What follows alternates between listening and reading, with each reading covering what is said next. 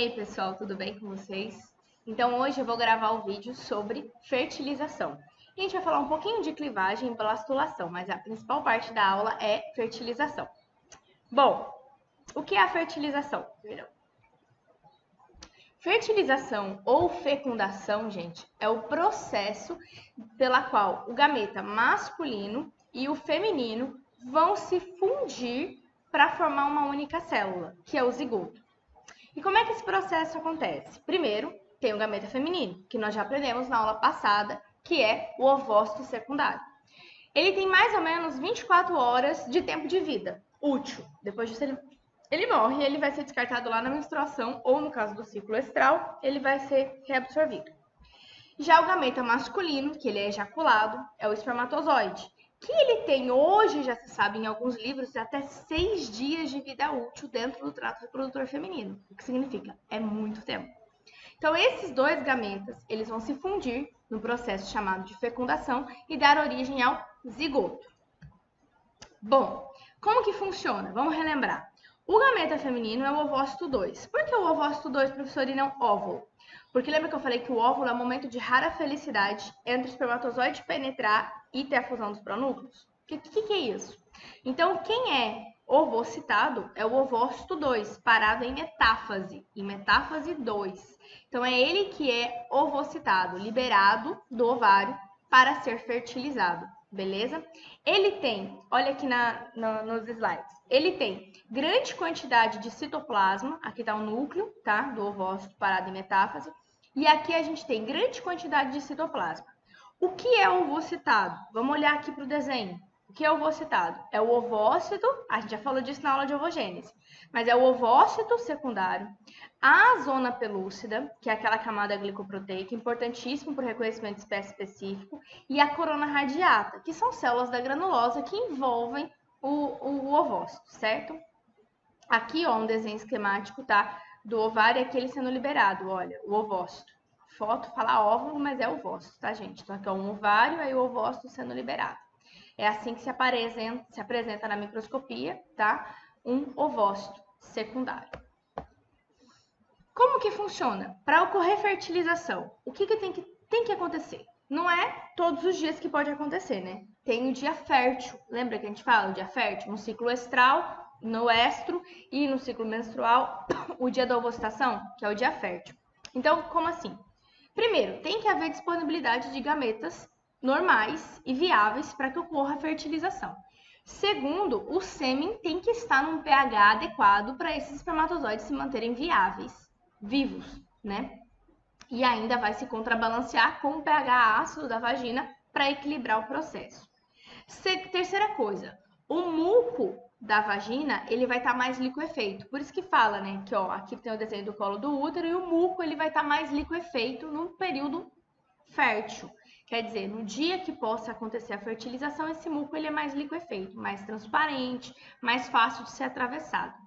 E claro, o que permite com que aconteça a fertilização? Os movimentos, tanto das contrações uterinas para ajudar no trajeto, né, do espermatozoide depois do zigoto, mas também a movimentação dos espermatozoides, que é tipo a chave, a cereja do bolo para entender esse processo. Então vamos lembrar aqui, ó, o ovócito secundário que está lá no ovário, ele vai ser ovocitado por causa de um pico de LH seguido de um pico de FSH, e esses picos só foram possíveis por causa de um pico de estrógeno, certo? Que é o feedback positivo. E aí esse ovócito vai ser liberado do ovário, ele vai ser ovocitado. É como se ele fosse cuspido, só. Ele foi cuspido. Quando liberado do ovário, ele vai cair aqui na parede abdominal mesmo. Porque eles não são ligados. Aqui, ó, o ovário e a tuba uterina, eles não são ligados. Mas as fímbrias, tá? As fímbrias da tuba uterina vão meio que varrer por causa dos movimentos peristálticos tá? Elas vão se movimentar mais no período fértil e elas vão varrer aquele ovócito que foi ovocitado. Então, ele entra porque as fímbrias o pegam, ele passa nessa entrada que é chamada de infundíbulo, olha aqui na figura do slide, ó, infundíbulo, e por causa dos movimentos contráteis, tá? Ele vai percorrer, porque ele não é móvel, a gente sabe disso, ele percorre e ele cai na região aqui, que a gente chama de ampola, que é a região aonde o ovócito secundário vai ficar esperando o espermatozoide chegar. Em contrapartida, o espermatozoide produzido lá no testículo vai passar pelo epidídimo, que eu já falei na aula, e é no epidídimo que ele passa pela maturação espermática, adquire capacidade fértil, capacidade móvel. Aí ele vai percorrer aqui, ó, o trajeto, né, as vias aqui todas, o ducto deferente, vai atravessar aqui, vai receber os fluidos das glândulas sexuais, tá? Vai receber fluidos da vesícula seminal, que vai ter principalmente frutose, vai receber fluidos das glândulas bulbouretrais, que vai ajudar no tampão, né, para coagular o sêmen no começo, vai receber enzimas prostáticas para ajudar na liquefação deste sêmen, e aí ele vai ser ejaculado pelo pênis dentro do trato reprodutor feminino. Lá no trato reprodutor feminino, então, ele vai ser ejaculado, ele pode ser ejaculado aqui na parte superior da vagina para algumas espécies, então, por exemplo, como bovinos, gatos, os primatas, é sempre aqui. Ou ele pode ser ejaculado aqui na cervix, né, no canal cervical, que acontece nos porcos, nos cavalos. E aí esse material, de começo ele se endurece, lembra? Por causa do muco. E depois ele se liquefaz. E por causa do pH ele vai se liquefazer e ele vai atravessar aqui tudo, tá? Aqui o cervix, o canal cervical, vai atravessar o útero. Aqui no caso é um útero, uma anatomia de reprodutor humano, mas é meio parecido. Então ele atravessa aqui o útero, atravessa aqui, vem pelo istmo, vai, percorre tudo isso daqui e chega na ampola, aonde vai acontecer a fertilização. Só que todo esse trajeto que o espermatozoide tem que fazer, ele tem que passar por um outro processo. Ele foi maturado no epidídimo. Agora ele tem que ser capacitado. Se ele não for capacitado, ele não vai fertilizar. Então a gente já sabe que a ampola é o local da fertilização, só que não é todos os espermatozoides que vão chegar lá. Nesse trajeto aqui, ó, muitos deles vão morrer, vão ficar pelo caminho e também muitos vão voltar, vão sofrer o que a gente fala de transporte retrógrado. Eles vão voltar. Em vez deles subirem, eles vão voltar. Isso acontece. Então, muitos espermatozoides são perdidos ao longo do caminho e os que ficam, e eles ainda têm que serem capacitados. Aqui já falou, eles têm que ser capacitados para poder fertilizar. E como que funciona o processo de capacitação espermática? Então, aqui tem as regrinhas, eu coloquei aqui escrito. O que acontece? Na capacitação espermática, vai acontecer o seguinte, vai acontecer mudanças na membrana da cabeça do espermatozoide. Essa membrana ela vai ficar mais fluida, exatamente porque vocês já tiveram citologia, vocês vão lembrar disso. Ele vai ter que ficar mais fluido para que ele possa fundir com a membrana do ovócito, senão, se a membrana não for fluida, ela é rígida, ela não consegue fundir. Então, a membrana tem que ficar mais fluida. E como é que ela fica fluida? Removendo colesterol. Então, o processo de capacitação é remover colesterol da membrana da cabeça do espermatozoide, deixando ela mais fluida. Mexer na organização, reorganizar essas proteínas de membrana. Ao mesmo tempo, aumentar a concentração de cálcio intracelular. Também acontece por causa de sinalização. E, por fim, hiperativar a motilidade desse espermatozoide. E por que hiperativar a motilidade desse espermatozoide é muito importante? Porque a gente já sabe hoje que a fertilização ela não é só reação química, ela é força. E para os espermatozoides atravessar a primeira camada, que é a corona radiata, que é aquela camada cheia de células da granulosa, todas fortemente unidas, tá? Por matriz extracelular, ele tem que ter força. Então, para ele ter força, ele é hiperativado. Então, é recrutado toda a energia dele e ele nada com muito mais velocidade. Isso é capacitação. É esse espermatozoide estar capaz de fertilizar. E ele só é capaz de fertilizar se ele estiver hiperativado com uma membrana plasmática fluida para que ele possa interagir com as outras membranas. Então, quantos espermatozoides vão chegar lá na ampola?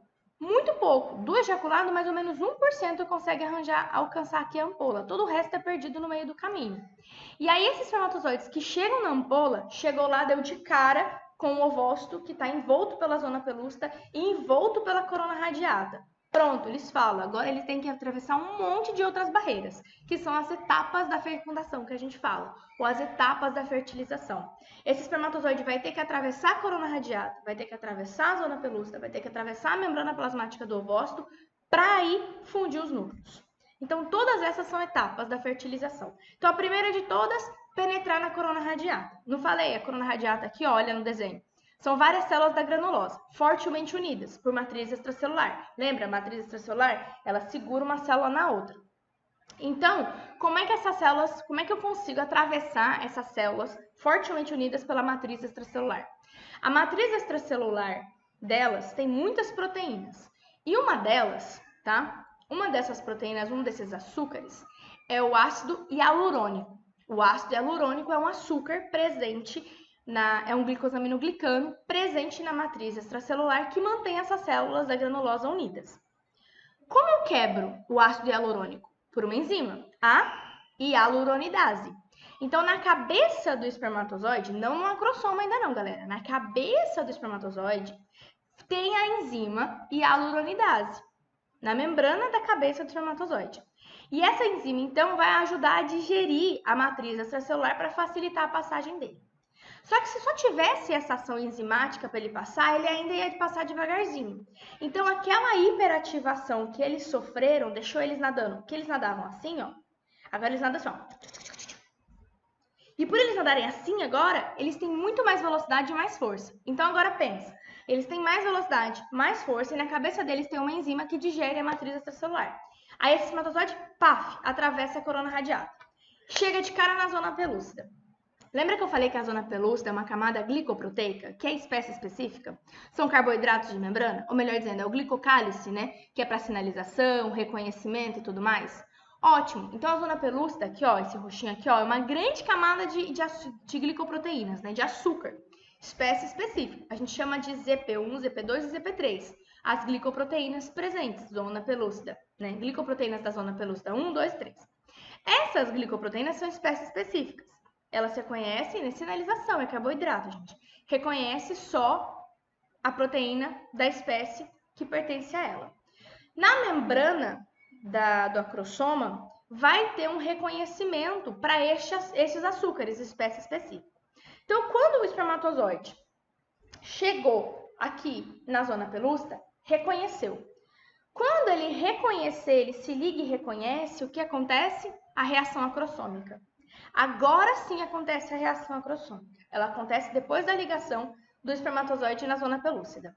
E o que é a reação acrossômica, gente? A reação acrossômica nada mais é do que abrir poros na membrana do acrossoma e liberar as enzimas que tem lá dentro.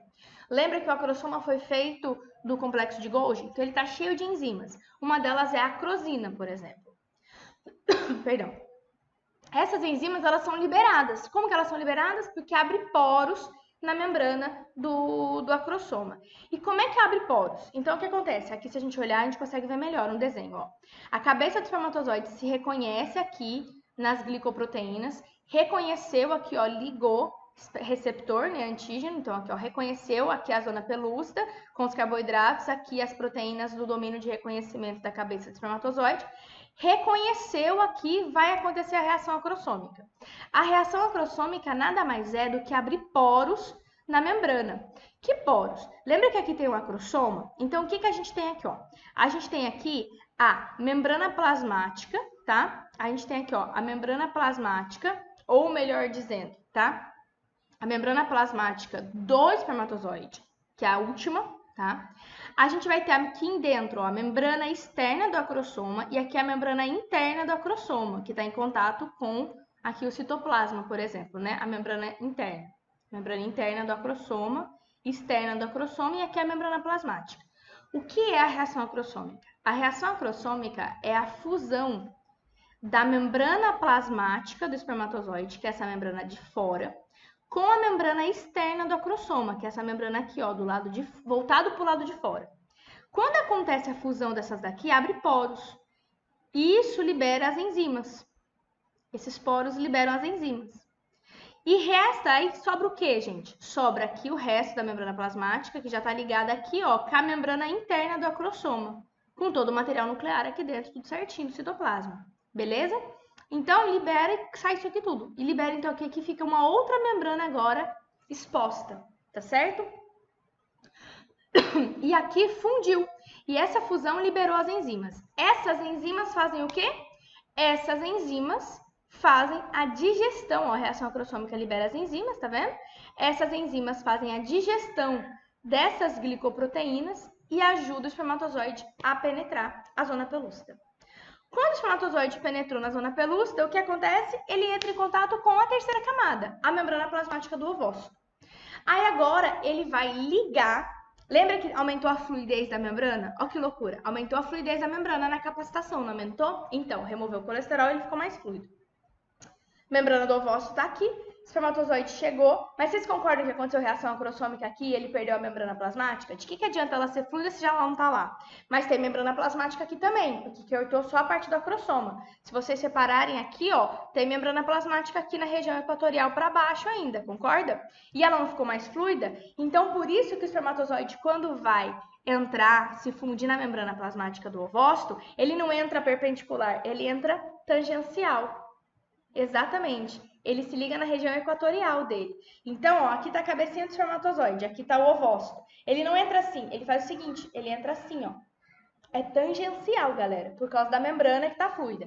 Membrana fluida reconheceu a membrana do ovócito, que também tá fluida, permite a fusão das membranas. Olha que loucura, é a fusão das membranas. Não abre um buraco no ovócito para ele poder entrar. Porque seria muito louco, se abrisse um buraco no ovócito, outros poderiam entrar. Não é isso que acontece. As membranas se fundem. Então, no final, fica assim, ó, ovócito, um rabinho, ovócito, porque fundiu as membranas. E todo o material do espermatozoide vai entrar. Então, não vai entrar só o núcleo. Vai entrar núcleo, vai entrar o restinho das mitocôndrias que tem lá, vai entrar o citoesqueleto, que formou todo o axonema do flagelo. Tudo isso entra. E tudo isso é muito importante entrar, porque já tem estudos falando das mitocôndrias lá dentro, no comecinho, do start da fertilização, porque elas são importantes, a mitocôndria paterna. Tem estudo falando que o citoesqueleto entra e é porque ele ativa o início da ativação do ovócito para ele voltar a funcionar 100%. Porque lembra que o ovócito está parado em metáfase 2. Então, quem ativa o ovócito? Existem estudos falando que é o citoesqueleto do espermatozoide que entrou que faz essa ativação. Então, o que a gente tem que entender? Que a terceira etapa, então vencemos a corona, penetrou na corona radiata, atravessou a zona pelúcida pela reação acrossômica, fundiu as membranas plasmáticas para o material do espermatozoide entrar dentro do ovócito. Quando ele entrou, quando teve aqui, ó, a fusão das membranas, ó, tá vendo? Ó, fundiu as membranas, tá vendo? Fica aqui, entra todo o material lá dentro e dá o start para ativar o ovócito. Só que ao mesmo tempo que o ovócito é ativado, tem que acontecer outras coisas, porque não tem um espermatozoide lá, tem vários tentando entrar no mesmo processo. Então, o que acontece? Na hora em que o primeiro espermatozoide entra, vai ter que acontecer outros processos. Vai acontecer o bloqueio da polispermia. Então, como que funciona o bloqueio da polispermia? Ele é dividido em duas partes. Existe o bloqueio rápido da polispermia e o bloqueio lento da polispermia. Nesse mesmo intervalo de tempo em que o espermatozoide entrou, está acontecendo o bloqueio da polispermia, está acontecendo a ativação do ovócito e está acontecendo a retomada da meiose. Então, naquela hora em que o espermatozoide entrou no ovócito, ele virou óvulo, retomou a meiose. Ele virou óvulo, então porque teve um influxo de cálcio. Lembra do cálcio que entrou nele na hora da capacitação? Agora tem um influxo de cálcio também no ovócito. Ele leva para o ovócito. Esse influxo de cálcio faz um monte de coisa. O influxo de cálcio faz a retomada da meiose, faz a ativação do ovócito e também ajuda no bloqueio da polispermia. E como é que funciona esses bloqueios? O bloqueio rápido nada mais é do que tipo um alerta instantâneo da célula porque entrou alguma coisa dentro dela. Então, quando o espermatozoide entrou na célula, automaticamente ela muda de voltagem. A célula, naturalmente, se a gente olhar no gráfico, ela é menos 70 volts, milivolts, tá? Ela é negativa. Quando o espermatozoide entra, a membrana se despolariza e ela fica positiva, em mais 10 volts. Isso faz com que a membrana inteira fique impermeável. Nada mais consegue atravessar ela. Só que nesse intervalo de tempo, também tem um influxo de cálcio e de potássio. Esse cálcio que entrou por causa do espermatozoide trazendo cálcio da própria célula, permitindo a entrada de cálcio, vai ativar a reação lenta. E o que é a reação lenta? A reação lenta da polispermia, que também é rápida, galera, mas aqui a rápida é muito rápida e a lenta é rápida, mas a gente chama de lenta e rápida. A reação lenta é o seguinte, o influxo de cálcio que entra vai promover a liberação dos grânulos corticais. Quem são esses grânulos corticais? Eu vou primeiro olhar aqui no desenho. Se a gente lembrar lá da citologia, eu falei que a célula tem secreções que ficam de liberação regulada. Vocês lembram disso? São vesículas que ficam armazenadas perto da membrana plasmática. Então, a gente tem a membrana plasmática aqui. Vesículas ficam armazenadas perto da membrana plasmática, cheias de enzima lá dentro. E essas enzimas só são liberadas quando acontece a passagem de alguma informação. Pronto, o que aconteceu? Aconteceu que um espermatozoide penetrou, mudou a voltagem da membrana e aconteceu um influxo de cálcio. Esse influxo de cálcio, eu falei para vocês, lembra do cálcio? O influxo de cálcio promove a fusão dos grânulos corticais, dessas vesículas de secreção, na membrana plasmática e a liberação destas enzimas para a região externa, para fora do ovócito. Então, o bloqueio lento, ele é dividido ainda em duas partes que a gente fala, que é a reação cortical e a reação de zona. Como assim?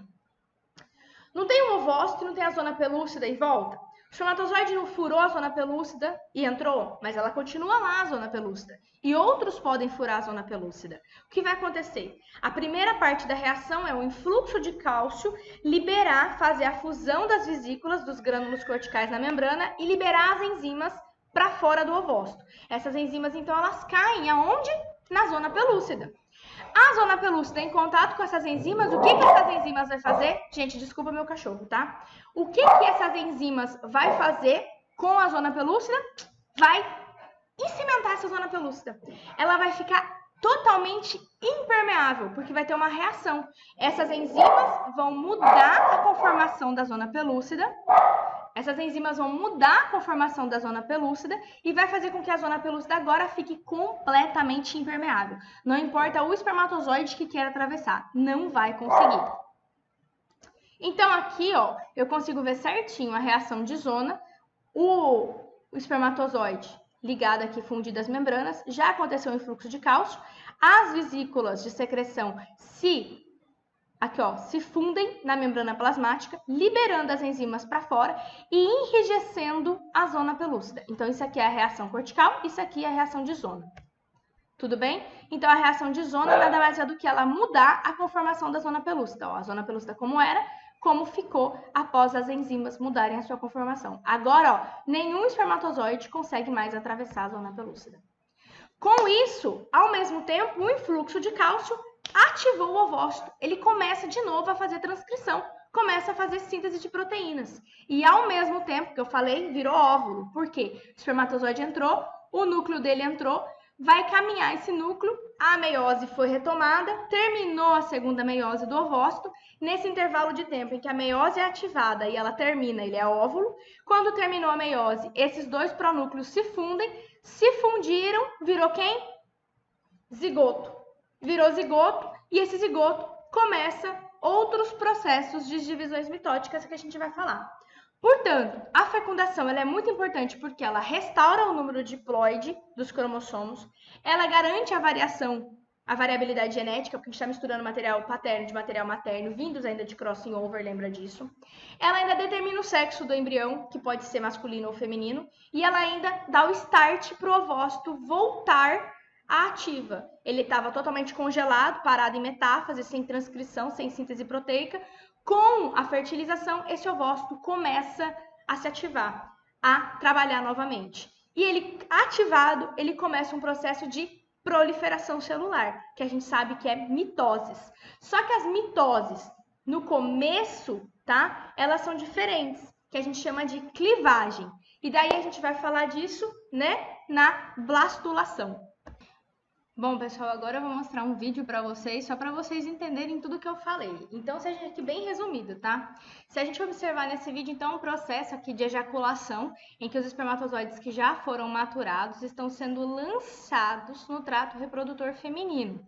Nessa brincadeira, alguns já vão morrer por causa do pH, alguns vão morrer por causa do ambiente de forma geral. Mas a grande maioria deles vai estar a caminho ali, tentando alcançar o que a gente fala que é a cervix. Porque no caso esse vídeo é de humano. Então ali, ó, tá a cervix, aqui se a gente olhar, ó, a cervix, tá? Vaginal, e aí eles vão tentar atravessar essa cervix.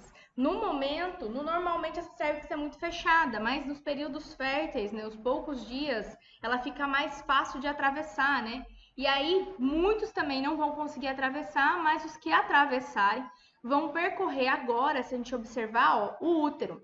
Nesse caminho, a gente acaba de ver aqui, ó, que vários vão ficar mortos no meio do caminho e vários também vão continuar o trajeto do útero graças ao auxílio dos movimentos peristálticos, né, da contração uterina, ó, que vai ajudar os espermatozoides a atravessar o útero e chegar lá na região do istmo, que é uma região mais apertadinha, que no caso dos humanos a gente fala que são as trompas de Falópio, né, ou as tubas uterinas, e aí ele vai atravessando.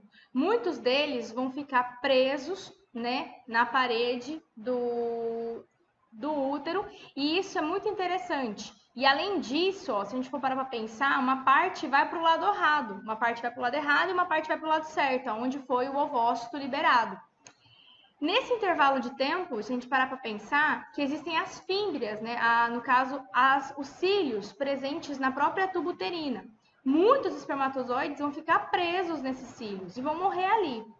Outros agora vão passar porque a gente chama de capacitação. Ó. Isso aqui que está mostrando no vídeo é a capacitação espermática. Ó. É transformar a membrana, deixando ela mais fluida e hiperativando o espermatozoide, fazendo com que ele nade com muita mais velocidade e mais força. E essa membrana agora mais fluida vai ajudar nas reações enzimáticas.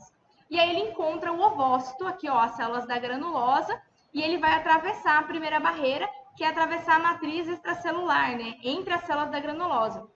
Graças à fluidez da membrana, ó, ele consegue atravessar, tá vendo? Ele liberando as enzimas, ó, a hialuronidase, ele atravessa a corona radiata, chegando então na zona pelúcida. Reconhecimento espécie específico, olha as enzimas aqui mostrando as enzimas da zona pelúcida, elas vão formar poros por causa das fusões da vesícula, da membrana plasmática com a membrana externa da acrosoma, e esse espermatozoide vai atravessar a zona pelúcida e cair, entrar em contato com aqui, ó, a membrana plasmática do ovócito secundário. Se a gente olhar, olha como ele vai fazer a ligação. Ó que legal! Tangencial que eu falei. E aqui, ó, é o resto da membrana dele, que está fluida, lembra? E vai se fundir na membrana plasmática do ovócito, penetrando agora no ovócito, a fusão das membranas. Quando ele penetra, galera, lembra que eu falei que vai ter os bloqueios rápido e bloqueio lento? Então, o bloqueio lento mudou a voltagem, esses espermatozoides não conseguem passar. Enquanto isso, quer dizer, o bloqueio rápido, né? Enquanto isso, o bloqueio lento está liberando. Olha as vesículas sendo liberadas, as enzimas sendo liberadas aqui, ó, e atuando aqui na zona pelúcida. Essas enzimas, então, vão atuar ó, na zona pelúcida, deixando ela impermeável aos outros espermatozoides. Mudou a conformação da zona pelúcida e os espermatozoides não conseguem mais atravessar e os outros não conseguem mais se ligar, porque mudou a conformação da zona pelúcida. Já lá dentro do ovócito, o que está acontecendo? O material dos espermatozoides, do espermatozoide, perdão, entrou, o material genético dele se condensa rapidamente, formando o pronúcleo masculino, e em contrapartida, com o influxo de cálcio, teve ativação do ovócito feminino. Olha a retomada da meiose que estava parada em metáfase 2, retomou, formou então o pronúcleo feminino, olha que legal. E esse pronúcleo feminino agora vai se fundir com o pronúcleo masculino e essa fusão vai ser ajudada pelos microtúbulos, claro, vai formar então novamente o número diploide de células. E aqui está formado o zigoto. Antes disso tudo era óvulo, formou o zigoto pela primeira vez, até começar as clivagens e tudo voltar para a próxima fase, que é formar várias células ao mesmo tempo. Então, nesse intervalo de tempo aqui, temos o zigoto, que agora vai ser levado, saído da ampola e vai ser levado ao caminho do útero. E quem ajuda isso são os movimentos contráteis da tuba uterina com a ajuda dos cílios presentes nessa fase.